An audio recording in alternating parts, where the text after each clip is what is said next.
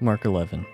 Now when they drew near to Jerusalem, to Bethphage and Bethany at the Mount of Olives, Jesus sent two of his disciples and said to them, "Go into the village in front of you, and immediately as you enter it, you will find a colt tied, on which no one has ever sat. Untie it and bring it. If anyone says to you, 'Why are you doing this?' say, 'The Lord has need of it, and will send it back here immediately.'" And they went away and found a colt tied at a door outside in the street, and they untied it. And some of these standing there said to him, "What are you doing, untying the colt?" And they told them and what Jesus had said, and they let them go. And when they brought the colt to Jesus and threw their cloaks on it, and he sat on it, and many spread their cloaks on the road, and others spread leafy branches that they had cut from the fields. And those who went before and those who followed were shouting, "Hosanna! Blessed is he who comes in the name of the Lord.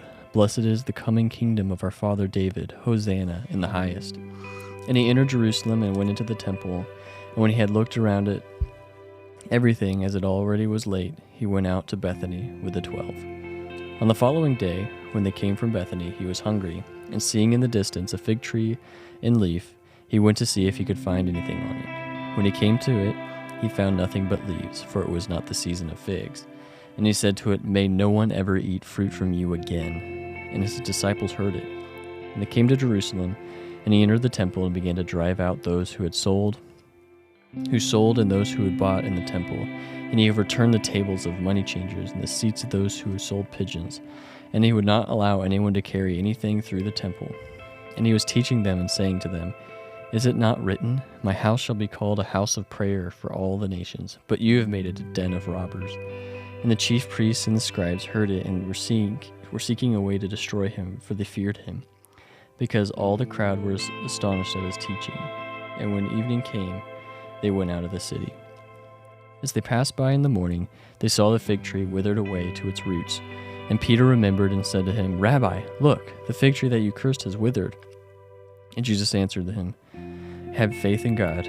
Truly I say to you, whoever says to this mountain, 'Be taken up and thrown into the sea,' and does not doubt in his heart, but believes that what he says will come to pass, it will be done for him. Therefore I tell you, whatever you ask in prayer, believe that you have received it, and it will be yours.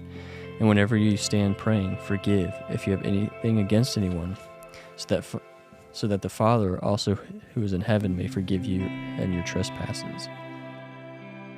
And they came again to Jerusalem, and as he was walking in the temple, the chief priests and the scribes and the elders came to him.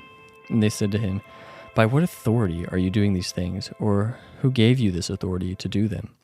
Jesus said to them, "I will ask you one question. Answer me, and I will tell you by what authority I do these things. Was the baptism of John from heaven or from man? Answer me." And they discussed it with one another, saying, "If we say from heaven, he will say, 'Why then why did you not believe him?' But shall we say from man?" They were afraid of the people, for they all held John high, really was a prophet. So they answered Jesus, "We do not know." And Jesus said to them, "Neither will I tell you by what authority I do these things."